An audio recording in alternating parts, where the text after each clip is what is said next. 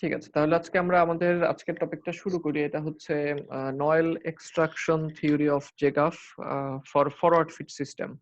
তো আজকে শুরু করার আগে আমি আবারও তোমাদেরকে কিছু জরুরি টার্ম যেগুলি আমাদের মনে রাখা প্রয়োজন সেগুলো একটু মনে করিয়ে দিচ্ছি। যেমন সবার প্রথম হচ্ছে নয়েল কাকে বলে? নয়েল হচ্ছে কম্বার মেশিন থেকে আমরা যে শর্টের ফাইবার গুলিকে ফেলে দিচ্ছি, যেগুলি হচ্ছে কম্বার মেশিনে ওয়েস্ট হিসেবে গণ্য হচ্ছে তাদেরকেই নয়েল বলা হয়। সোজা কথায় কম্বার মেশিনের ওয়েস্টকেই আমরা নয়েল বলি। তারপরে হচ্ছে ফরওয়ার্ড ফিট কাকে বলে? ফরওয়ার্ড ফিট অথবা ব্যাকওয়ার্ড ফিট। তার আগে জানা দরকার আমাদের যে ফিট কাকে বলে। ফিট হচ্ছে এমন একটা সিকোয়েন্স, এই ফিট সিকোয়েন্স মানে হচ্ছে এই সিকোয়েন্সে কম্বার মেশিন ফিড ম্যাটেরিয়ালকে, অর্থাৎ হচ্ছে যে ল্যাব আসবে যেটা, সেই ল্যাবকে সামনের দিকে ফিড দিবে বা সামনের দিকে এগিয়ে নিয়ে যাবে। তো সেই ফিডের অ্যামাউন্টটা কত হতে পারে? সেটা হতে পারে অ্যারাউন্ড, আমরা বইতে পড়েছিলাম 4.3 থেকে 6.7, কিংবা আমরা মোটামুটি হচ্ছে 5 টু 7 মিলিমিটার ধরে নিতে পারি এই ফিডের পরিমাণটা। তো ফিড রোলার হচ্ছে ল্যাবটাকে এই পরিমাণে সামনের দিকে এগিয়ে দিবে। নতুন কিছু ল্যাবকে সে ফিড দিবে। এটা হচ্ছে ফিড সিকোয়েন্স। তো ফিড সিকোয়েন্স আসলে এটা ২ সময় ঘটতে পারে। একটা হচ্ছে নিপার্স ফরওয়ার্ড সিকোয়েন্স এর সময় অথবা নিপার্স ব্যাকওয়ার্ড সিকোয়েন্স এর সময়। নিপার্স ফরওয়ার্ড এর মানে হচ্ছে নিপাররা যখন পিছনের থেকে সামনের দিকে আসবে, ডিটাচিং রোলারের দিকে এগিয়ে আসবে, তখন যদি হচ্ছে ফিড রোলার ফিড দেয় তখন তাকে আমরা বলি হচ্ছে ফরওয়ার্ড ফিড। আর নিপাররা যদি ব্যাকওয়ার্ড পজিশনে মুভ করার সময় ফিড রোলার ফিড দেয় তখন তাকে আমরা বলবো হচ্ছে ব্যাকওয়ার্ড ফিড। এরপরে আমরা জেনেছিলাম হচ্ছে ডিটাচমেন্ট সেটিং কাকে বলে। ডিটাচমেন্ট সেটিং হচ্ছে নিপারের সাথে ডিটাচিং রোলারের ন্যূনতম যে দূরত্ব, সর্বনিম্ন যে দূরত্ব, ওইটাকেই আমরা বলি হচ্ছে ডিটাচমেন্ট সেটিং। নিপারের সাথে ডিটাচিং রোলারের সর্বনিম্ন দূরত্বকে আমরা বলি হচ্ছে ডিটাচমেন্ট সেটিং। এটাকে আমরা ই দিয়ে প্রকাশ করি। এই ছিল হচ্ছে মোটামুটি প্রাথমিক কথা। তো আমরা মূল থিওরিতে চলে যাই।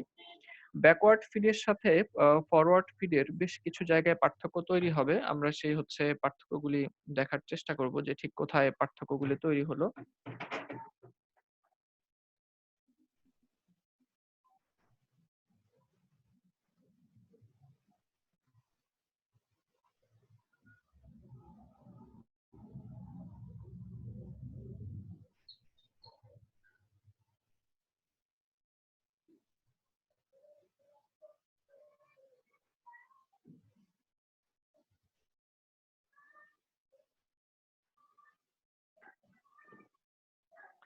যেটা বলছিলাম, তো আমাদের হচ্ছে তাহলে এই ফরওয়ার্ড ফিডের জন্য আমরা এখন থিওরিটা দেখতে যাই। তো ব্যাকওয়ার্ড ফিডে কিন্তু আমরা চিন্তা করা শুরু করেছিলাম হচ্ছে ডিটাচিং সেটিং দিয়ে, ডিটাচমেন্ট সেটিং দিয়ে। আমরা ২ টা সিনারিও দেখেছিলাম যে ডিটাচমেন্ট সেটিং এ গিয়ে ফাইবারকে টিকে থাকতে হলে তার ন্যূনতম দৈর্ঘ্য লাগবে হচ্ছে ই। এরপরে আমরা দেখেছিলাম কম্বিং সিকোয়েন্সে গিয়ে ফাইবারকে যদি টিকে থাকতে হয় তার ন্যূনতম দূরত্ব লাগবে ই প্লাস এস। তো আমরা শুরু করেছিলাম ডিটাচিং সেটিং দিয়ে, সরি ডিটাচমেন্ট হচ্ছে ডিটাচিং এর যে সিকোয়েন্স ছিল সেই সিকোয়েন্স থেকে। আজকে হচ্ছে আমরা শুরু করব কম্বিং সিকোয়েন্স থেকে, যে কম্বিং সিকোয়েন্স থেকে আমরা চিন্তা করা শুরু করব। আমরা আমাদের একটা ভিডিওতে চলে যাই, এখান থেকে আমরা শুরু করি।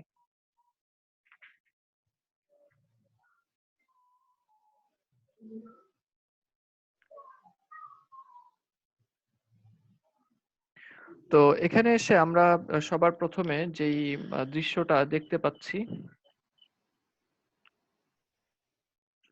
আহ, এই হচ্ছে আমাদের ডিটাচিং হয়ে গেল।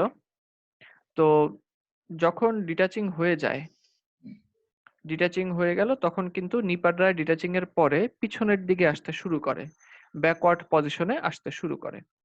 তো ব্যাকওয়ার্ড পজিশনে যখন আসে তখন এই যে যেমন ধরো পিছনের দিকে নিপাটা মুভ করা শুরু করলো, তখনই কিন্তু ল্যাবটা ছিঁড়ে যায়। এবং ল্যাব যে ছিঁড়ে গেল, ছিঁড়ে থেকে এই ডিটাচিং ডিটাচিং রোলার যেটা ছিল, এই ডিটাচিং রোলারের এখান থেকে কিন্তু ল্যাবটা ছিঁড়ে চলে আসলো। তো যখন নিপাররা মোস্ট ফরওয়ার্ড পজিশনে ছিল তখন নিপার থেকে ডিটাচিং রোলারের দূরত্ব ছিল হচ্ছে ই। সেটাকে আমরা বলি ডিটাচমেন্ট সেটিং, সেটাকে আমরা বলি হচ্ছে ই। তো এখন যখন নিপাররা পিছনের দিকে আসতে শুরু করলো তখন কিন্তু ল্যাবটা ডিটাচিং রোলার থেকে ছিঁড়ে গেল। এখন তোমাদের জন্য প্রথম প্রশ্ন হচ্ছে, এটা হচ্ছে আমাকে একটু উত্তর দাও, সেটা হচ্ছে নিপাররা যখন পিছনের দিকে যাত্রা শুরু করলো এবং ল্যাবটা যে ছিঁড়ে গেল, নিপারের মুখে যেই ল্যাপটুকু আছে এই ল্যাপের দৈর্ঘ্য কত? এটা একটু বলো তো। এটা কি বলতে পারবা তোমরা? স্যার ই এর সমান হবে। জি, জি। হ্যাঁ, চমৎকার তোমরা বলেছো এটা ই এর সমান। সঠিক উত্তর যে হচ্ছে এখন কিন্তু তার দৈর্ঘ্যটা হচ্ছে ই এর সমান। তো ই এর সমান হচ্ছে যখন সে লেংথ নিয়ে পিছনে আসলো, এখন নিপাররা পিছনে এসে আসলে যাবে কোথায়? যাবে কিন্তু কম্বিং সেগমেন্টের কাছে। খেয়াল করে দেখো। হ্যাঁ, নিপাররা আসলে পিছনে এসে কোথায় যায়? সে হচ্ছে কম্বিং সেগমেন্টের কাছে চলে আসে কম্বিং হওয়ার জন্য। তো গত ক্লাসে আমরা যখন হচ্ছে নিপার্স ব্যাকওয়ার্ড নিয়ে কথা বলছিলাম তখন কিন্তু এই পর্যায়ে এসে অর্থাৎ নিপাররা যখন পিছনের দিকে আসতে থাকে তখনই কিন্তু ফিড হয়ে গেছিল, যেহেতু গত ক্লাসে আমরা পড়েছি ব্যাকওয়ার্ড ফিড। ব্যাকওয়ার্ড ফিড মানেই হচ্ছে ব্যাকওয়ার্ড পজিশনে আসার সময় যদি ফিড রোলার ফিড দেয় সেটাই কিন্তু হচ্ছে ব্যাকওয়ার্ড ফিড। তো নিপাররা পিছনে আসার সময় হচ্ছে ফিড হয়েছিল, তাই সেটাকে আমরা বলতাম হচ্ছে ব্যাকওয়ার্ড ফিড। কিন্তু আজকে তো ফরওয়ার্ড ফিড, অর্থাৎ আজকে কিন্তু নিপাররা যে পিছনে আসছে এই সময় কিন্তু আমরা কোনো ধরনের ফিড হবে না বা কোনো ধরনের ফিড হতে দেখব না। কারণ কি? কারণ আজকে ব্যাকওয়ার্ড ফিড নিয়ে আমরা পড়ছি না। ব্যাকওয়ার্ড ফিডের সময় কিন্তু এই সিকোয়েন্সে এসে একটা ফিড হয়েছিল এস পরিমাণ। তো আজকে যেহেতু কোনো ফিড নাই নতুন করে, তো ই পরিমাণ ম্যাটেরিয়াল মুখে নিয়েই নিপাররা যাচ্ছে যাচ্ছে এবং যেতে যেতে কম্বিং সেগমেন্টের কাছে পৌঁছে গেল। তাহলে যেহেতু আজকে ব্যাকওয়ার্ডে আসার সময় কোনো ফিড হচ্ছে না, তো ফরওয়ার্ড ফিডের জন্য নিপাররা যে কম্বিং সেগমেন্টে আসলো, তাহলে কম্বিং সেগমেন্টের কাছে এই যে তোমার হচ্ছে যেইটুকু ল্যাপ আছে এখন নিপারের মুখে, কতটুকু পরিমাণ ল্যাপ আছে বলো তো? কতটুকু পরিমাণ ল্যাপ এখন নিপারের মুখে আছে? ই এর সমান আছে। জি, ই এর সমান আছে। এস পরিমাণ কিন্তু যোগ হয়নি। কেন যোগ হয়নি বলো তো? কারণ স্যার ফিড হয়নি। জি, জি, কারণ ফিড হয়নি, এটা ফরওয়ার্ড ফিড সিস্টেম। যদি আমরা ব্যাকওয়ার্ড ফিড সিস্টেমের কথা বলতাম তাহলে কিন্তু হচ্ছে আমাদের এখানে এস পরিমাণ ফিড হতো। কিন্তু যেহেতু আজকে আমরা ফরওয়ার্ড ফিড নিয়ে কথা বলছি, কোনো ফিড নেই, অর্থাৎ কম্বিং সেগমেন্টের কাছে কিন্তু আজকে এস পরিমাণ ম্যাটেরিয়াল জমা হয়নি, অর্থাৎ ই পরিমাণই জমা আছে। কেবলমাত্র ই পরিমাণই কম্বিং সেগমেন্টের কাছে জমা আছে।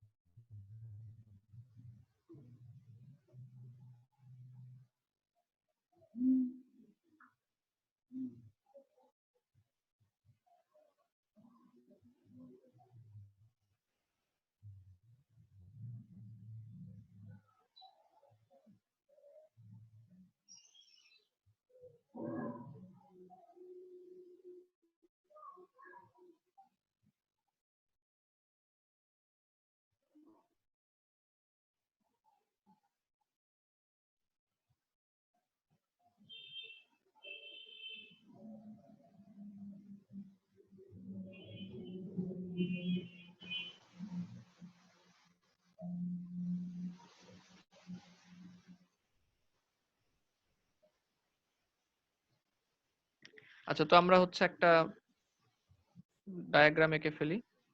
এই, তাহলে আগের দিনের মতো আমরা হচ্ছে এ বি সি একটা হচ্ছে স্টেপল ডায়াগ্রাম আঁকলাম। স্টেপল ডায়াগ্রামে লঙ্গার ফাইবার গুলি বাম দিকে এবং শর্টার ফাইবার গুলি ডান দিকে। তো আমরা হচ্ছে ওই যে যেই দৈর্ঘ্যটা আমরা পেলাম কম্বিং সেগমেন্টের কাছে, যে ই দৈর্ঘ্য, সেটা হচ্ছে আমরা এখানে আসলাম। এখানে আঁকার কারণ হচ্ছে এটা যে যদি ই দৈর্ঘ্য আমরা যেটা পেয়েছি মাত্র এখানে ধরো ই দৈর্ঘ্য যেটা কম্বিং সেগমেন্টের কাছে পৌঁছালো, এখানে। তো কম্বিং সেগমেন্ট থেকে যদি আমরা বলি কোন একটা ফাইবারকে টিকে থাকতে হবে, নয়েল হওয়া থেকে বাঁচতে হবে, তাহলে তার ন্যূনতম দৈর্ঘ্য কিন্তু এখন ই এর সমান হওয়া লাগবে ফাইবারের। কারণ আমি যদি বলি এই একটা ফাইবার এখানে আঁকলাম, ঠিক আছে, তো আমি যদি বলি এই ফাইবারটা কি হচ্ছে টিকতে পারবে নাকি নয়েল হিসেবে বাদ পড়ে যাবে, উত্তর কিন্তু হবে সে অবশ্যই বাদ পড়বে। কেন? কারণ হচ্ছে নিপারের মধ্যে সে নাই। যেহেতু এই কম্বিং সেগমেন্টে ই পরিমাণ ম্যাটেরিয়ালই আছে, তার মানে এখন কম্বিং সেকশনের এই সময় থেকে সে যদি বাঁচতে চায়, তাহলে কিন্তু ফাইবারের দৈর্ঘ্য হওয়া লাগবে ন্যূনতম ই, যেমন ই এর চেয়ে কম যদি আমি এটাও আঁকি, তাহলেও কিন্তু এই ফাইবারটাও কিন্তু সে বাদ পড়ে যাবে। তাহলে টিকে থাকতে হলে তার দৈর্ঘ্য ন্যূনতম হওয়া লাগবে হচ্ছে ই এর পরিমাণ। ঠিক আছে, এটাই আমরা হচ্ছে বুঝলাম যে যেহেতু নিপারের মুখে এখন ই পরিমাণ ম্যাটেরিয়াল আছে, যদি নিপারকে সরি কোনো ফাইবারকে বেঁচে থাকতে হয়, নয়েল হওয়া থেকে সে যদি বাঁচতে চায়, তাহলে কিন্তু তার দৈর্ঘ্য হওয়া লাগবে ন্যূনতম ই। ই এর চেয়ে বেশি হলে আরো ভালো, অবশ্যই টিকবে, কিন্তু ই এর চেয়ে কম হলে এই ফাইবারটা কিন্তু কমড আউট হয়ে যাবে। তো এই জন্যই আমরা ই দৈর্ঘ্যটা হচ্ছে এখানে এঁকেছি। এটা নিশ্চয়ই বোঝা গেছে। এটা বোঝা গেছে কি, এটা যে আমরা আঁকলাম কম্বিং সিকোয়েন্স থেকে দাগটা যে টানলাম। জি স্যার। আচ্ছা, জি স্যার। ওকে। তাহলে এখন কম্বিং থেকে আমরা এই ই রেখাটা পেয়ে গেলাম। এখানে আমি একটু তোমাদেরকে মনে করিয়ে দিই, ব্যাকওয়ার্ড ফিডের জন্য কিন্তু কম্বিং সিকোয়েন্সের কাছে হচ্ছে যেই দৈর্ঘ্যটা এসছিল, তার দৈর্ঘ্য কিন্তু ছিল ই প্লাস এস, এবং ব্যাকওয়ার্ড ফিডের ক্ষেত্রে কোনো একটা ফাইবারকে যদি কম্বিং সিকোয়েন্সে নয়েল হওয়া থেকে বাঁচতে হয়, তাহলে তার ন্যূনতম দৈর্ঘ্যের দরকার ছিল ই প্লাস এস। হ্যাঁ, আমাদের ফরওয়ার্ড ফিডে কিন্তু ই প্লাস এস লাগে না, এর চেয়ে কম হলেই কিন্তু সে বেঁচে যাচ্ছে, ই হলেই সে বেঁচে যাচ্ছে। অর্থাৎ আমরা কিন্তু শর্টার ফাইবার গুলিকে অ্যালাউ করছি, এটা খেয়াল করো। আমরা কিন্তু ফরওয়ার্ড ফিডে এসে শর্টার ফাইবার গুলিকে অ্যালাউ করছি। কারণ ই পরিমাণ লেংথ যদি ব্যাকওয়ার্ড ফিডে থাকে, তাহলে কিন্তু ব্যাকওয়ার্ড ফিডে কম্বিং সিকোয়েন্সে সে বাঁচবে না, বাদ পড়ে যাবে। কারণ ব্যাকওয়ার্ড ফিডে কম্বিং সিকোয়েন্সে ই প্লাস এস পরিমাণ দৈর্ঘ্য প্রয়োজন, ফরওয়ার্ড ফিডে কিন্তু ই হলেই সে টিকে যাচ্ছে। আচ্ছা, এই যেমন ধরো এটা ব্যাকওয়ার্ড ফিডের জন্য ছিল, এই যে ই প্লাস এস ছিল, তো এখানে ই পরিমাণ হলেও কিন্তু সে বাদ পড়ে যাবে ব্যাকওয়ার্ড ফিডে, কিন্তু ফরওয়ার্ড ফিডে কিন্তু সে ঠিকই টিকে যাচ্ছে। আচ্ছা, এখন যখন কোন একটা ফাইবার কম্বিং হয়ে গেল, ফাইবারগুলির কম্বিং যখন হয়ে গেল, তখন তারপরে আসলে কি হয়? কম্বিং এর পরে কি হয়? কম্বিং এর পরে আসলে ফাইবারগুলি কম হয়ে যাওয়ার পরে নিপাররা পুনরায় ব্যাক পজিশন থেকে, ব্যাকওয়ার্ড পজিশন থেকে তারা হচ্ছে পুনরায় ফরওয়ার্ডের দিকে আসতে শুরু করে। যে তারা এখন ফরওয়ার্ডের দিকে আসতে শুরু করবে, এবং যেহেতু ফরওয়ার্ড ফিড তার কিন্তু এখনই ফিড হয়ে যেতে শুরু করবে, এখনই কিন্তু তার ফিড হবে, যেহেতু ফরওয়ার্ড ফিড মানে কি, নিপাররা যখন ব্যাকওয়ার্ড পজিশন থেকে ফরওয়ার্ডের দিকে আসতে শুরু করে, তখন যদি ফিড হয়, তখন তাকে আমরা বলি হচ্ছে ফরওয়ার্ড ফিড। তাহলে এখন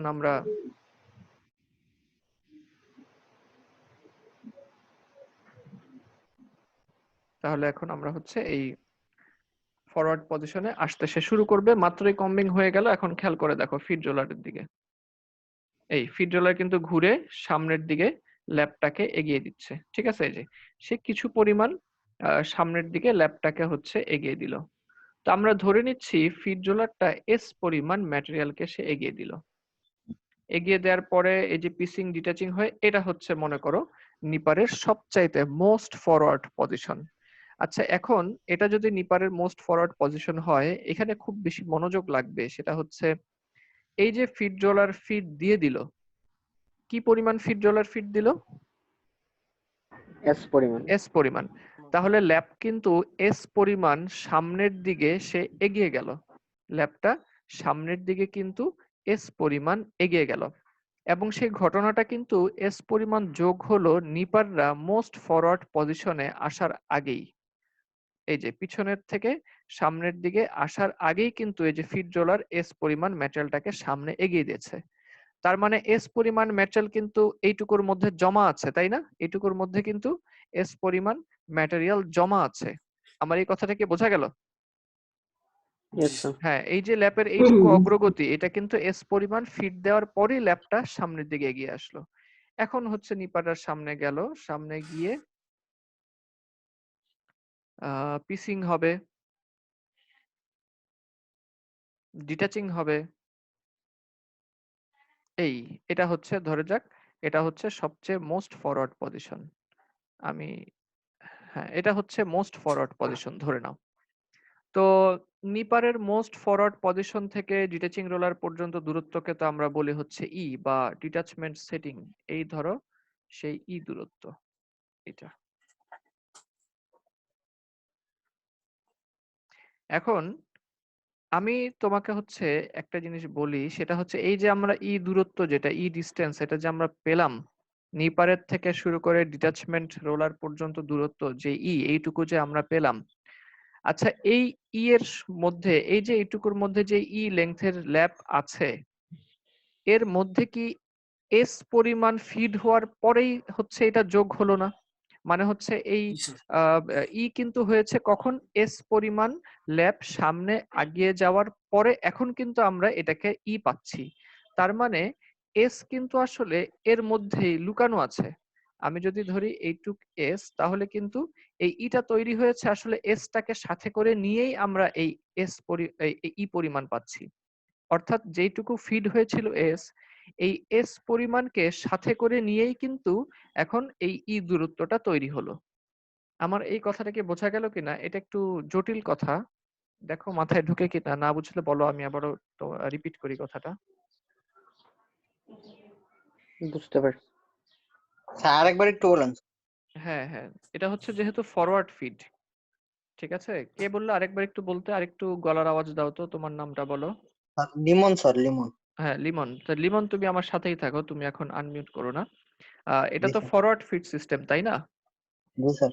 আচ্ছা, ফরওয়ার্ড ফিড সিস্টেম মানে কি? সেটা হচ্ছে নিপাররা ব্যাকওয়ার্ড পজিশন থেকে সামনের দিকে আসতে থাকবে, ফরওয়ার্ড পজিশনে আসতে থাকবে, এবং এই ফরওয়ার্ড পজিশনে আসতে আসতেই ফিড রোলার হচ্ছে ফিড দিয়ে দিবে। এইটুক কথা কি তোমার কাছে পরিষ্কার? জি স্যার, ফিট দিল স্যার। হ্যাঁ, ফিড দিল। আচ্ছা, ফিড হয়ে যাওয়ার পরেই কিন্তু নিপাররা মোস্ট ফরওয়ার্ড পজিশনে আসলো, তাই না? জি স্যার। আগে ফিড দিয়েছে, তারপরে হচ্ছে নিপাররা মোস্ট ফরওয়ার্ড পজিশনে আসলো।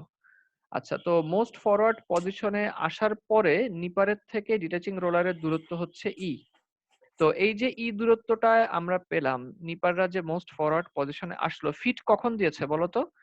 এই মোস্ট স্যার। ফরওয়ার্ডে আসার আগেই কিন্তু ফিট দিয়ে দিয়েছে, তাই তো? জি স্যার। হ্যাঁ। জি স্যার। তাহলে ল্যাপকে এস পরিমাণ এগিয়ে দেওয়ার পরে ল্যাপটা হচ্ছে এখন ডিটাচিং রোলার এবং নিপারের মাঝামাঝি অবস্থান করছে, এস পরিমাণ এগিয়ে দেওয়ার পরেই কিন্তু। তাহলে ফিড রোলার যতটুকুকে এগিয়ে দিয়েছিল, এস পরিমাণ এগিয়ে দিয়েছিল যে ল্যাপটাকে, সেই এস পরিমাণ কিন্তু এখন এই ডিটাচমেন্ট সেটিং বলছি যে এই দূরত্বের মধ্যেই কিন্তু এই এসটা লুকিয়ে আছে। কারণ কি? কারণ এস সাথে করে নিয়ে তারপরেই না আমরা এই টা পাচ্ছি। আগে ল্যাব স্যার। এস পরিমাণ নিয়েছে, তারপরে সে মোস্ট ফরওয়ার্ড পজিশনে গেল, তাহলে কিন্তু এই এর মধ্যেই আসলে এসটা লুকানো আছে। জি স্যার, বুঝছি স্যার। আমি কি আবার বলবো?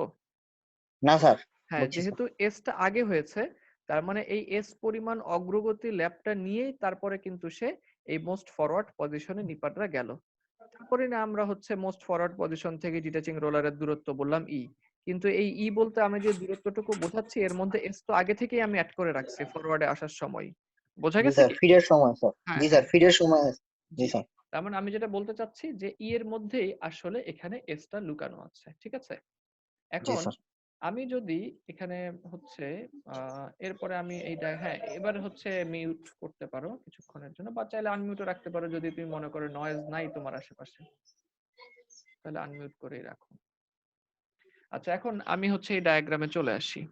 অর্থাৎ আমরা বুঝলাম যে ডিটাচিং রোলার হচ্ছে ফরওয়ার্ড মুভমেন্টে যাওয়ার আগেই নিপাররা যখন ফরওয়ার্ড পজিশনে আসতে থাকে, নিপাররা যখন ফরওয়ার্ডে আসতে থাকে, তখনই হচ্ছে ফিড রোলার ফিড দিয়ে দেয় এবং এর ফলে ল্যাপটাকে কিছু পরিমাণ সামনের দিকে হচ্ছে এগিয়ে নিয়ে দেওয়া হয়। এখন আমি হচ্ছে একটা ফাইবার আঁকি, যেমন ধরা যাক এখানে একটা ফাইবার আঁকলাম এই নিপাট থেকে শুরু করে, যেহেতু দূরত্বটা আমরা বলি নিপাট থেকে ডিটাচিং রোলারের দূরত্ব, তো আমি নিপাট থেকে একটা ফাইবার আঁকলাম। এই ফাইবারটার দৈর্ঘ্য আমি মনে করি হচ্ছে 15 মিলিমিটার ধরে নিলাম, যে এই ফাইবারটার দৈর্ঘ্য হচ্ছে 15 মিলিমিটার। ই যেটা ডিটাচমেন্ট সেটিং, নিপারের মোস্ট ফরওয়ার্ড পজিশন থেকে ডিটাচিং রোলারের দূরত্ব। এই এই ডিটাচমেন্ট সেটিংটাকে আমরা ধরে নিচ্ছি হচ্ছে 30 মিলিমিটার, এটাকে ধরে নিলাম 30 মিলিমিটার। ঠিক আছে, নিপার থেকে ডিটাচিং রোলারের দূরত্ব ই, আমি ধরে নিলাম এটা 30 মিলিমিটার। আর এস হচ্ছে ফিড, এসটাকে আমরা ধরে নিচ্ছি হচ্ছে, ফিডটাকে আমরা ধরে নিচ্ছি কত, 4.3 থেকে 6.7 এর মধ্যে একটা ধরলেই হয়, ধরে নিচ্ছি 5 মিলিমিটার। আচ্ছা, এখন মনে করো নিপাররা পেছনের থেকে সামনের দিকে আসছে, তো নিপারের মুখে ওই যে ই পরিমাণ ম্যাটেরিয়াল ছিল, নিপারের মুখে যে যা পরিমাণ ম্যাটেরিয়াল ছিল তা আমি ধরলাম যে একটা ফাইবার, তার দৈর্ঘ্য হচ্ছে 15 মিলিমিটার, নিপারের ঠিক মুখেই সে মনে করো ছিল। তো ফিড দেওয়ার আগে যদি তার হচ্ছে পজিশন থাকে এইখানে, ফিড দিলে কি হবে, ফিড যেহেতু আমি বললাম এস এর মান 5, তার মানে ফিড রোলার 5 মিলিমিটার পরিমাণ ল্যাবকে সামনের দিকে পাঠিয়ে দিবে। তাহলে ফিড দেওয়ার শুরুতে ফাইবারটা যদি এখানে থাকে নিপারের মুখে, ফিড দেওয়ার পরে 5 মিলিমিটার ফিড দেওয়ার পরে ফাইবারটা কি এখানেই থাকবে নাকি 5 মিলিমিটার সামনে আগাবে? সামনে আগাবে। 5 মিলিমিটার সামনে আগাবে। হ্যাঁ, এই কথাটা কি বোঝা গেছে? সে কিন্তু জি স্যার। ফিড দেওয়ার পরে জি 5 স্যার। মিলিমিটার সামনে আগাবে, ধরলাম এটা হচ্ছে সে 5 মিলিমিটার সামনে আগালো। আচ্ছা, এখন বলো তো, ফাইবারটার নিজের দৈর্ঘ্য ছিল 15 মিলিমিটার, 5 মিলিমিটার তাকে সামনে এগিয়ে দেওয়া হলো। এইটুকু দূরত্ব অতিক্রম করার ফলে ফাইবারটা কি ডিটাচিং রোলারের নিপ পয়েন্ট পর্যন্ত পৌঁছাতে পারবে নাকি পারবে না? পারবে না স্যার। অবশ্যই পারবে না পারবে স্যার। না। হ্যাঁ, কতটুকু হচ্ছে বাকি থাকলো তার, বলো তো? 10 মিলিমিটার। 10 হ্যাঁ, স্যার। 10 মিলিমিটার, কারণ 15 তার নিজের, আর ফিড রোলার তাকে বোনাস ধাক্কা দিয়ে সামনে এগিয়ে নিয়ে যাচ্ছে। সে কিন্তু 10 মিলিমিটারের জন্য ডিটাচিং রোলারের মাঝখানে পৌঁছাতে পারলো না। আরেকটা প্রশ্ন হচ্ছে, এই যে ডট দেওয়া যে ফাইবারটা, ডট দেওয়া যে পজিশনটা ফাইবারের, এই পজিশনে থেকে এই ফাইবারটাকে আমরা কি নিরাপদ বলতে পারি? না স্যার। হ্যাঁ, তাকে না কিন্তু আমরা স্যার। নিরাপদে বলতে পারি না। যদি তারা ডিটাচিং রোলারের নিপ পয়েন্ট পর্যন্ত পৌঁছাতে পারতো তাহলে কিন্তু নিরাপদ বলতে পারতাম, এখন কিন্তু সে নিরাপদ না, এখন সে ভাসমান। ঠিক আছে, এবার শেষ প্রশ্ন এখানে, সেটা হচ্ছে যদি এই ফাইবারটাকে, যদি এই ফাইবারটাকে হচ্ছে মনে করো টিকে থাকতে হয়, ই এর মান 30 রইলো, এস এর মান মনে করো 5ই রইলো, এই অবস্থায় ফাইবারটাকে যদি টিকে থাকতে হয় অর্থাৎ বেঁচে যেতে হয়, তাহলে ন্যূনতম দৈর্ঘ্য কত হওয়া লাগবে? 15 মিলিমিটার দৈর্ঘ্য নিয়ে কিন্তু সে বাঁচতে পারলো না। 25 হ্যাঁ, 30 মিলিমিটার না না 30 না, ন্যূনতম বলেছি। স্যার 20 25 হ্যাঁ 25, কারণ কি, কারণ হচ্ছে 25 হলেও সে বাঁচবে, কারণ কি বলতো, যারা 25 বলেছো তারা বলো। স্যার 5 ফিট 5 দেওয়ার ফলে 5 মিলিমিটার মিলিমিটার ফিড আগাই দেবে। যাবে স্যার। জি জি জি, হ্যাঁ, ফিড রোলার তো ফিড দিয়ে তাকে 5 মিলিমিটার এগিয়ে দিবেই, সুতরাং তার কিন্তু 30 মিলিমিটার দৈর্ঘ্য না হলেও চলবে, বাট 25 মিলিমিটার হলেই কিন্তু সে হচ্ছে বেঁচে যাবে। এই কথাটা কি বোঝা যাচ্ছে? জি স্যার। হ্যাঁ, জি জি স্যার। স্যার। তো তোমরা যারা 25 অ্যান্সার করছো তারা 25 আসলে যেভাবে হিসাব করছো সেটার একটা সূত্র আছে, সেটা হচ্ছে ই মাইনাস এস। এর মান 30, এস এর মান হচ্ছে 5, ই 5 মাইনাস এস দৈর্ঘ্য হলেই হচ্ছে ফাইবারটা বেঁচে যাবে।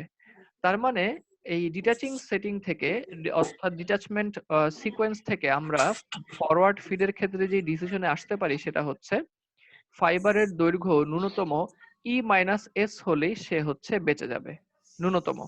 এর চেয়ে বেশি হলে তো আরো ভালো, কিন্তু ই মাইনাস এস এর চাইতে কম হলে কিন্তু সে ভাসমান ফাইবার হিসেবে গণ্য হবে, সে কিন্তু বাঁচবে না, নয়েল হিসেবে বাদ পড়ে যাবে। তো তার এখন নয়েল থেকে বেঁচে যাওয়ার জন্য তার ন্যূনতম ফাইবারের দৈর্ঘ্য লাগবে হচ্ছে ই মাইনাস এস। এই কথাটা কি বুঝতে পারছো তোমরা? জি স্যার। আচ্ছা, হ্যাঁ, এবং এখানে দেখো দেখানো হয়েছে, আমি আগেই বলেছিলাম যে ই এর মধ্যে এস লুকানো আছে, তার মানে যে ই এর মধ্যে এস লুকানো, তো পুরাটা ই, এইটুকু হচ্ছে এস, তাহলে বাকিটুকুকে আমরা বলতে পারি তারা হচ্ছে ই মাইনাস এস। অর্থাৎ কোন একটা ফাইবারের লেংথ যদি ন্যূনতম ই মাইনাস এস হয়, ফিড রোলার এস পরিমাণ তাকে ফিড দিয়ে ধাক্কা দিয়ে ডিটাচিং রোলার পর্যন্ত পৌঁছায় দিবে এবং সে নিরাপদে বাড়ি ফিরতে পারবে আর কি, কম স্লাইভারের ক্যানে যেতে পারবে। আচ্ছা, তাহলে এই যে এই লেংথটা যেটা আমরা পেলাম মাত্র, সেটা হচ্ছে ই মাইনাস এস। এটাকে আমরা হচ্ছে এখন এঁকে ফেলি স্টেপল ডায়াগ্রামে। তো এটা ছিল হচ্ছে ই কিউ আর। তাহলে ই মাইনাস এস কোথায় আঁকবো, ডান দিকে নাকি বাম দিকে? ডান দিকে। ডান দিকে স্যার। হ্যাঁ ডান দিকে, কারণ হচ্ছে ই মাইনাস এস ছোট হবে লেংথে। আমরা তাহলে ই মাইনাস এস ডান দিকে,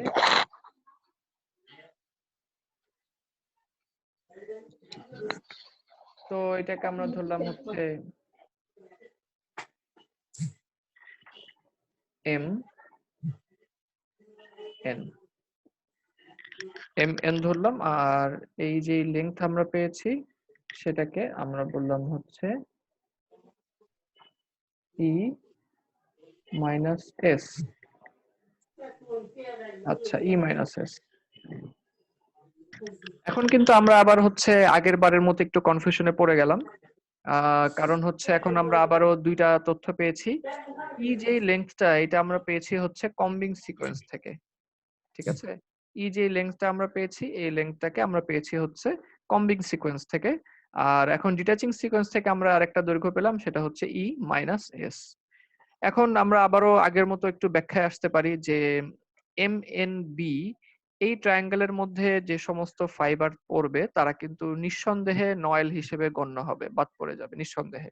ই মাইনাস এস কে লিমিট ধরি আর ই কে লিমিট ধরি, তারা বাদ, এম এন বি এরা কিন্তু বাদ পড়বে। আবার বাম দিকে গেলে এ কিউ আর সি এরা কিন্তু নিঃসন্দেহে টিকে যাবে। ই কে লিমিট ধরি আর ই মাইনাস এস কে লিমিট ধরি, এ কিউ আর সি এইটুকু এলাকার মধ্যে যে ফাইবারের লেংথ গুলি পাওয়া যাবে এইটুকু তারা কিন্তু হচ্ছে টিকে যাবে নিঃসন্দেহে। কনফিউশন হচ্ছে কিউ এম এন আর, এইটুকু এলাকা নিয়েই কিন্তু আমাদের কনফিউশন, কিউ এম এন আর এইটুকু নিয়েই কিন্তু আমাদের কনফিউশন, যে এরা টিকবে না, বাদ পড়ে যাবে। তো চার্লস জ্যাকব আবারও আগের মতো ব্যাকওয়ার্ড ফিটের মতো তিনি হচ্ছে ই এবং ই মাইনাস এস এর মাঝখানে একটা অ্যাভারেজ দৈর্ঘ্য তিনি হচ্ছে খুঁজে বের করলেন। সেই দৈর্ঘ্যটা হচ্ছে ই মাইনাস এস বাই টু, আগের বারের মতোই। তাই আমি আর দেখানোর প্রয়োজন মনে করছি না যে এস বাই টু কিভাবে আসলো, আমি শুধু সরাসরি একটা দাগ টেনে দিই। আচ্ছা, তো এটা হবে হচ্ছে ই minus S by two. E এবং ই মাইনাস এস এর মাঝখানে একটা মাঝামাঝি একটা দৈর্ঘ্য ই মাইনাস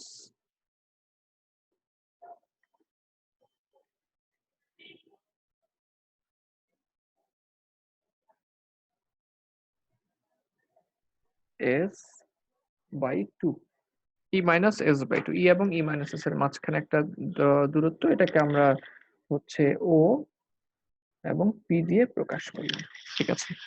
তাহলে যেহেতু আমরা হচ্ছে দ্বিধায় ছিলাম কি আগের বারের মতো কিউএমএনআর এর মধ্যে কি হবে, তাই একটা অ্যাভারেজ নিয়ে আসা হলো ই এবং ই মাইনাস এস এর মধ্যে, সেটা হচ্ছে ই মাইনাস এস বাই টু। এটাকেই আমরা ধরে নিলাম হচ্ছে আমাদের ওই লিমিটটা, যে লিমিটটা হচ্ছে আমরা ফাইনাল লিমিট, যে ওপি এর ডান দিকে যে সমস্ত ফাইবারের লেন্থ থাকবে তারা হচ্ছে নয়েল হবে, আর ওপি এর বাম দিকে যারা থাকবে ওই সমস্ত ফাইবার টিকে যাবে। তাহলে এখন একটু আমাকে বলো তো যে আমরা এই যে স্টেপল ডায়াগ্রামটা আঁকলাম, এখন এই স্টেপল ডায়াগ্রামের মধ্যে টোটাল ফাইবারের এরিয়া কতটুকু, টোটাল ফাইবারের এরিয়া যারা বাদ পড়বে যারা থাকবে সবাই মিলে টোটাল ফাইবারের এরিয়া কত? এবিসি। হ্যাঁ, ট্রায়াঙ্গেল এবিসি হচ্ছে টোটাল ফাইবারের এরিয়া। তো এই এবিসি এর মধ্যে নয়েল কতটুকু? Noil sir OPB. হ্যাঁ ওপিবি, এটুকুর মধ্যে হচ্ছে নয়েল যতটুকু আছে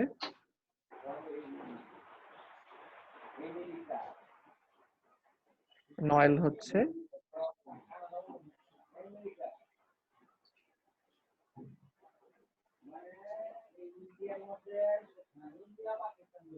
ওপিবি, এবিসি এর মধ্যে নয়েল হচ্ছে ওপিবি। যেহেতু আমরা নয়েল পার্সেন্ট বের করব, তা আগের মতোই যদি এবিসির জন্য যদি ওপিবি নয়েল হয় তাহলে একের জন্য নয়েল কত হবে বলে ফেলো। ওপিবি বাই এবিসি। হ্যাঁ OPB by OPB by ABC, জি ওপিবি বাই এবিসি একে এত, যেহেতু আমরা নয়েল পার্সেন্ট বের করব, পার্সেন্ট মানে কিন্তু 100 সাপেক্ষে বের করতে হবে, তাহলে 100 জন্য নয়েল কত হবে? 100 জন্য নয়েল ওপিবি হবে, বাই এবিসি ইনটু 100। জি ওপিবি বাই এবিসি 100.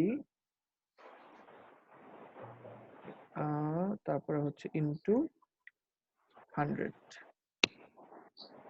ঠিক আছে, এটা আমরা বুঝতে পারছি তো না? জি যে স্যার। মানে এখান থেকে কিন্তু আমরা নয়েল পার্সেন্টেজটা বের জি করে স্যার। নিচ্ছি, ওপিবি বাই এবিসি ইনটু 100%। এখন আমরা হচ্ছে আমাদের স্লাইডে আবারও চলে যাই।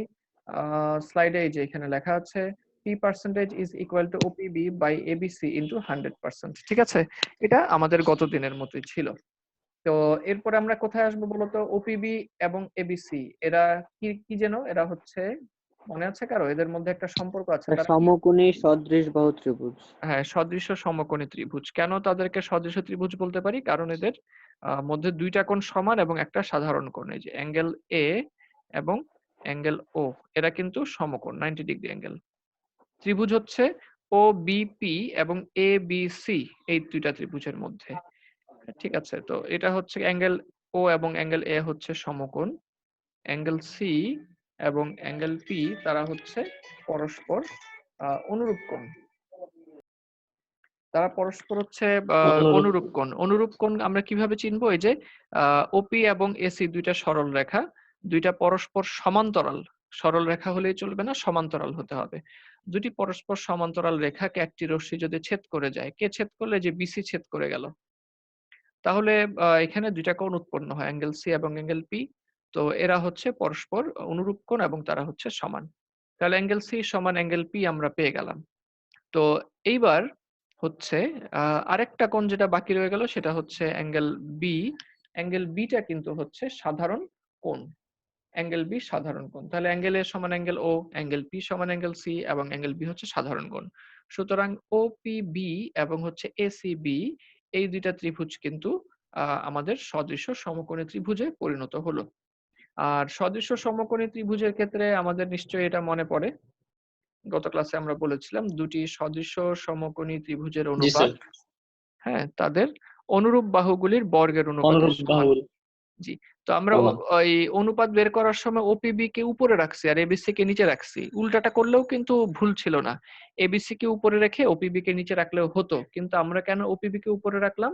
কারণ হচ্ছে আমরা যেটা ডিরাইভ করছি আমাদের ইকুয়েশনে কিন্তু ওপিবি উপরে, যে ওপিবি উপরে এবিসি নিচে, এই জন্য আমরা অনুপাত বের করার সময় ওপিবি কে উপরে রাখছি, নয়তো ওটাকেও নিচে রাখা যেত, সমস্যা ছিল না। হলে কি হবে? তাদের অনুপাত অনুরূপ বাহুগুলির বর্গের অনুপাতের সমান। এখন অনুরূপ বাহু হচ্ছে কারা কারা? অনুরূপ বাহু হচ্ছে যেমন ওপিবি তে এই যে ওপি আমরা দেখলাম, ওপি এর অনুরূপ বাহু এবিসি তে হচ্ছে এসি অনুরূপ বাহু। আবার ওবি যেটা, ওবি এর অনুরূপ বাহু এবিসি তে হচ্ছে কোনটা হবে বলো তো? এবি। হ্যাঁ, এবি। আবার এবি। হ্যাঁ, অবশ্যই এবি। তারপর হচ্ছে পিবি বা পিবি, এটার অনুরূপ বাহু কিন্তু হচ্ছে সিবি। হ্যাঁ, বিসি বা সিবি। বিস। তো এইগুলির বর্গের অনুপাত সমান হবে, অনুরূপ বাহুর বর্গের অনুপাতের সমান হবে। এই যে দেখো, OP square by S square, OB square by AB square, BP square by BC square. যেহেতু ওপিবি ত্রিভুজটা উপরে, তাই ওপিবি ত্রিভুজের বাহুগুলিকে আমরা উপরেই রেখেছি, OP square, OB square, BP square. আর এবিসি ত্রিভুজটা যেহেতু নিচে, তাই এদের বাহুগুলি নিচে, AC square, AB square, BC square. তো ওপিবি বাই এবিসির পরিবর্তে আমরা তিনটার যে কোনোটাই লিখতে পারতাম, কিন্তু আমাদের প্রমাণের জন্য শুধু প্রথমটা লেখাটাই যথেষ্ট। তাই আমরা প্রমাণের সুবিধার্থে কেবল প্রথমটাকেই নিচ্ছি, বাকি দুইটা নিলে আমাদের কোনো ফায়দা নেই। তো আমরা হচ্ছে ওটাকে নিয়ে আমরা ইকুয়েশনটা ডিরাইভ করলাম যে OP square by AC square into 100%। তো ওপিবি মানে কি? ওপিবি মানে হচ্ছে ওপিবি মানে হচ্ছে এই যে এটা ওপি। ওপি মানে হচ্ছে কি? E minus S by 2। আর এসি কি ছিল? এসি ছিল হচ্ছে লংগেস্ট ফাইবারের লেংথ। আমরা বলেছিলাম স্টেপল ডায়াগ্রামে সবচেয়ে বামে হচ্ছে থাকবে সবচেয়ে লম্বার দৈর্ঘ্যের ফাইবারটাই সবচেয়ে বামে থাকবে। তো এসিটা কিন্তু হচ্ছে আমার লংগেস্ট ফাইবারের লেংথ। বোঝা গেছে? তাহলে জি স্যার। ওপির পরিবর্তে আমরা ই মাইনাস এস বাই 2 স্কয়ার বসাই দিলাম আর এসির পরিবর্তে এম বসাই দিলাম। এখন হচ্ছে আমাদের চিন্তা করার পালা যে কি কি পার্থক্য আমরা হচ্ছে দেখতে পাচ্ছি। প্রথমেই আমরা হচ্ছে একটুখানি ইকুয়েশনটাকে বুঝে নেই। ইকুয়েশনটা বলছে যে ই ই মানে কি ছিল? ই মানে ছিল কিন্তু ডিটাচমেন্ট সেটিং। তো ই যেহেতু ভগ্নাংশের লবে আছে, ভগ্নাংশের যে উপরে থাকে তাকে বলে লব, আর যে ভগ্নাংশের নিচে থাকে তাকে কিন্তু বলে হচ্ছে হর। আমাদের নিশ্চয়ই মনে আছে, লবের মান যত বেশি হয় ভগ্নাংশের মান কিন্তু তত বাড়ে। যেমন 10/2, লব হচ্ছে 10, 10 ভাগ 2 এর মান হচ্ছে 5। আমি যদি লবটাকে 10 এর পরিবর্তে বাড়িয়ে দেই 20 করে দেই 20/2, তখন কিন্তু ভগ্নাংশের মান হয়ে যাবে 10। 10 লবের মান যত বাড়ে ততই কিন্তু ভগ্নাংশের মান বেড়ে যায়, ঠিক আছে? আর হরের মান যত বাড়ে ততই কিন্তু ভগ্নাংশের মান কমে যায়। যেমন 20/5 হচ্ছে কমে যায়। 4, আর 20/10 মান হচ্ছে কিন্তু 2, ঠিক আছে? এখন ডিটাচমেন্ট সেটিং থেকে দেখো তো আমরা এই ডিসিশনে আসতে পারি কিনা। ই এর আগে কিন্তু প্লাস চিহ্ন লেখা নেই মানে প্লাস চিহ্ন। তো তাহলে ই এর মান যত বাড়াবো, ডিটাচমেন্ট সেটিং এর মান যত বেশি বাড়াবো, পি পার্সেন্টেজ অর্থাৎ নয়েল পার্সেন্টেজের মান কত হবে বলো তো, বাড়বে না কমবে? সব বাড়বে। হ্যাঁ অবশ্যই, ডিটাচমেন্ট সেটিং এর মান যত বাড়াবো নয়েলের মান কিন্তু তত বাড়বে, যেহেতু ই এর আগে প্লাস চিহ্ন এবং ইটা লবে আছে। আচ্ছা, আবার এম চিন্তা করি, এসি যেটা লংগেস্ট ফাইবারের লেংথ, এই লংগেস্ট ফাইবারের লেংথ যত বেশি বাড়াবো অর্থাৎ যত লঙ্গার ফাইবার ব্যবহার করব, নয়েলের পরিমাণ কি হবে বলতো, বাড়বে না কমবে? কমে যাবে। কমবে হ্যাঁ, স্যার। নয়েলের পরিমাণ কিন্তু কমে যাবে, যেহেতু হচ্ছে এটা হরে আছে। এই দুইটা ই এবং এম এটা কিন্তু ব্যাকওয়ার্ড ফিডের সাথেই মিলে গেল একই, কিন্তু সমস্যা হচ্ছে এখানে এস নিয়ে। এসটা কিন্তু হচ্ছে ফিডের অ্যামাউন্ট, ফিড ডিস্টেন্স। এস এর মান হচ্ছে, এস এর আগে কিন্তু মাইনাস চিহ্ন দেওয়া, তাই না? তার মানে এস এর মান যত বাড়াবো লবের মান কিন্তু তত ছোট হতে থাকবে। এস এর মান জি যত স্যার। বাড়াবো, যেহেতু এস এর আগে মাইনাস চিহ্ন, লবের মান কিন্তু তত ছোট হতে থাকবে। আচ্ছা, তাহলে এখন আমাকে বলো, লবের মান যত ছোট হয় ভগ্নাংশের মান কিন্তু ততই কমে আসতে থাকে। তো এখন আমাকে বলো যে এস এর মান যদি বাড়াই, ফিডের মান যদি বাড়াই, নয়েলের পরিমাণ কি হবে বলো তো, বাড়বে না কমবে? জি স্যার। কমার এস এর কথা স্যার। এস এর মান কমবে যত স্যার, বাড়াবো নয়েলের মান কি কমবে। হবে? হ্যাঁ, এস এর মান কিন্তু হচ্ছে, এস এর কমবে। মান কিন্তু কমে নয়েল যাবে। কমবে স্যার। জি জি, নয়েলের মান কিন্তু কমে যাবে। এস এর মান যত বাড়াবো অর্থাৎ ফিডের মান যত বেশি বাড়াবো নয়েলের পরিমাণ কিন্তু তত হচ্ছে কমে যাবে, ঠিক আছে?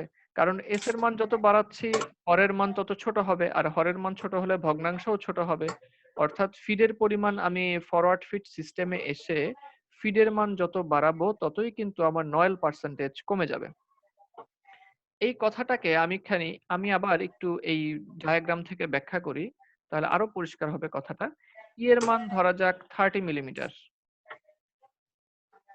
এস এর মান হচ্ছে 5 মিলিমিটার। তাহলে তোমরা বলেছিলে এই অবস্থায় ফাইবারকে টিকে থাকতে হলে ন্যূনতম দৈর্ঘ্য কত হওয়া লাগবে যেন? 25 25 মিলিমিটার। মিলিমিটার। হ্যাঁ, 25 মিলিমিটার ন্যূনতম দৈর্ঘ্য। আচ্ছা, এই সেটিং এ যদি মেশিন চলে, তাহলে কোন একটা ফাইবারের লেংথ যদি 24 মিলিমিটার হয়, সে কি টিকে যাবে নাকি বাদ পড়বে? স্যার টিকে সে যাবে। ঝুলন্ত অবস্থায় থাকবে, ভাসমান থাকবে স্যার। ভাসমান থাকবে, কিন্তু ভাসমান থাকলেই তো সমস্যা, পরবর্তী কম্বিং এ গিয়ে তো সে ঠিকই বাদ পড়ে যাবে, তাই না? জি স্যার। হ্যাঁ। আচ্ছা, 24 মিলিমিটার হলে সে কিন্তু আপাতত ভাসমান থাকবে, কিন্তু পরেই তো কম্বিং হবে, কম্বিং এ গিয়েই তো সে বাদ পড়ে যাবে, সোজা কথায় সে বাদ পড়বে।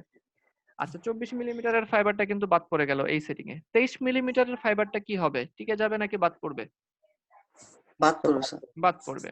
বাদ আচ্ছা, পড়বে স্যার। হ্যাঁ অবশ্যই বাদ পড়বে। এবার আমি তোমাকে আরেকটা সিনারিও দেই। এস এর পরিবর্তে আগে তো মান ছিল 5, তুমি করলা কি, ফিড ডিস্টেন্স 5 কেটে দিলা, 5 কেটে তুমি এখন ফিড ডিস্টেন্স বাড়ায় দিছো। ফরওয়ার্ড ফিডে 7 মিলিমিটার ডিস্টেন্স দিয়ে দিলে সেটিং এর মধ্যে, যে ফিড রোলার একবার ঘুরলে 7 মিলিমিটার ফিড দিবে। এখন বলো তো, এখন টিকে থাকার জন্য ন্যূনতম দৈর্ঘ্য কত লাগবে? 23 মিলিমিটার 23 স্যার। 23 মিলিমিটার। এখন কিন্তু 23 23 স্যার। মিলিমিটার যে, সেও কিন্তু টিকে যাচ্ছে, নয়েল হিসেবে গণ্য হচ্ছে না। আচ্ছা, যে 24 মিলিমিটার সে কি টিকবে নাকি বাদ পড়ে যাবে? টিকবে স্যার। টিকবে স্যার। হ্যাঁ, তার মানে 23ও কিন্তু টিকে যাচ্ছে, এখন 24ও টিকে যাচ্ছে। কিভাবে এই ঘটনাটা ঘটলো? আমি হচ্ছে ফিডের মান বাড়িয়ে দিলাম, অর্থাৎ ফিড রোলার যে বোনাস পরিমাণ ধাক্কাটা দেয়, এই ধাক্কাটার পরিমাণ বাড়িয়ে দিলাম, তাহলে কিন্তু আমার 23 24 দুইটা ফাইবারই কিন্তু টিকে যাচ্ছে। আর যদি এস এর মান 5 হতো তখন কিন্তু 23 আর 24 বাদ পড়ে যাচ্ছিল, তাই না? জি স্যার। হ্যাঁ, তার মানে হচ্ছে আমি যতই ফিডের পরিমাণ বাড়াচ্ছি, আমি কিন্তু ততই শর্টার লেংথের ফাইবারকে আমার মধ্যে অ্যালাউ করছি, অর্থাৎ স্লাইভারের মধ্যে অ্যালাউ করছি। এই কথাটা কি বোঝা গেল? জি জি স্যার। স্যার। হ্যাঁ, আমি যতই হচ্ছে ফিডের জি মান স্যার। বাড়ায় দিচ্ছি, আমি কিন্তু ততই শর্টার লেংথের ফাইবার গুলিকে আমার মধ্যে অ্যালাউ করছি। যেমন এখানে 5 মিলিমিটার যখন ছিল, তখন 23 মিলিমিটার আর 24 মিলিমিটারকে কিন্তু আমরা অ্যালাউ করছিলাম না। এখন 5 এর জায়গায় যখন আমি 7 মিলিমিটার করে দিলাম, এখন কিন্তু আমি 23 এবং 24 মিলিমিটার লেন্থের ফাইবার গুলিকে অ্যালাউ করছি। তার মানে এবার ইকুয়েশনে চলে আসো, দেখো ইকুয়েশনের সাথে এবার মিলে কিনা। এস এর পরিমাণ যত বাড়াবো ততই কি হবে, ভগ্নাংশের লব হরের নয়েল কি পার্সেন্টেজ করে? কমে যাবে। হ্যাঁ, নয়েল কমে যাবে। এই জিনিসটা আমরা এখানে ম্যাথমেটিক্যাল লজিক দিয়ে বুঝলাম যে হ্যাঁ আসলেই কিন্তু তা হয়। এস এর পরিমাণ যত বাড়াবো আমার কিন্তু নয়েলের পরিমাণ তত কমে যাবে। আচ্ছা, নয়েলের পরিমাণ যদি কমে যায়, প্রোডাকশন কি হবে বলতো? বেশি হবে। হ্যাঁ, প্রোডাকশন বেশি হবে, কারণ আমি আগে 23-24 কে ফেলে দিচ্ছিলাম, এখন 23-24 কে নিয়ে নিচ্ছি, শর্ট ফাইবার কম ফেলে দিচ্ছি, প্রোডাকশন বেড়ে যাচ্ছে। আর কোয়ালিটি কি হবে?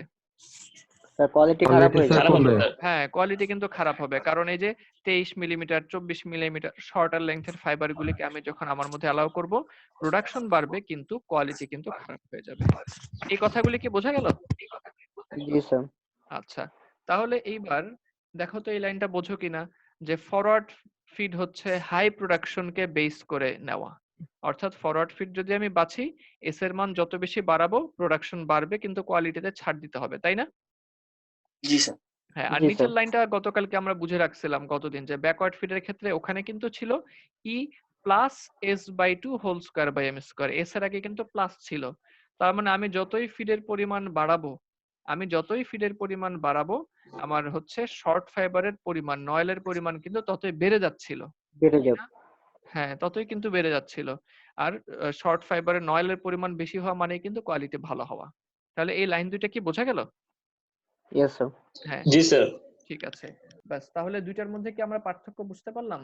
বড় বড় পার্থক্য ইয়েস স্যার। কিন্তু দুইটা জায়গায় তৈরি। যেমন ডিটাচিং সেটিংস থেকে হচ্ছে ব্যাকওয়ার্ড ফিডে ন্যূনতম দৈর্ঘ্য লাগতে হচ্ছে ই, আর ডিটাচমেন্ট সেটিং থেকে আমাদের ন্যূনতম দৈর্ঘ্য ফরওয়ার্ড ফিডে লাগে হচ্ছে ই মাইনাস এস, তাই না? অনেক কম, কিন্তু কমে গেল। তারপরে কম্বিং সিকোয়েন্স থেকে বেঁচে থাকতে হলে ব্যাকওয়ার্ড ফিডে দৈর্ঘ্য লাগে ই প্লাস এস, আর আমাদের কম্বিং সিকোয়েন্সে বেঁচে থাকতে হলে দৈর্ঘ্য লাগে কিন্তু ই হলেই কিন্তু সে বেঁচে যাচ্ছে। সুতরাং ফরওয়ার্ড ফিডের ক্ষেত্রে কিন্তু আমরা তুলনামূলকভাবে প্রচুর শর্টার ফাইবারকে আমার মধ্যে অ্যালাউ করছি, এবং এর ফলে প্রোডাকশন বেড়ে যাচ্ছে কিন্তু কোয়ালিটি কিন্তু ঠিকই কমে যাচ্ছে। তাহলে আমার কথা এখানেই মোটামুটি শেষ। তোমাদের কোনো প্রশ্ন থাকলে করো, আমার কথা শেষ। না বুঝে থাকলে প্রশ্ন করো।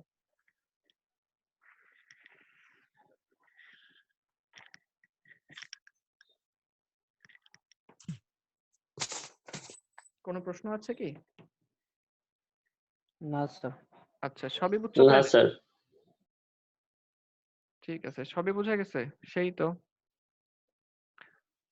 জি স্যার, এই দুইটা আচ্ছা, ঠিক আছে, তাহলে তাহলে আমরা এখানে আপাতত শেষ করি।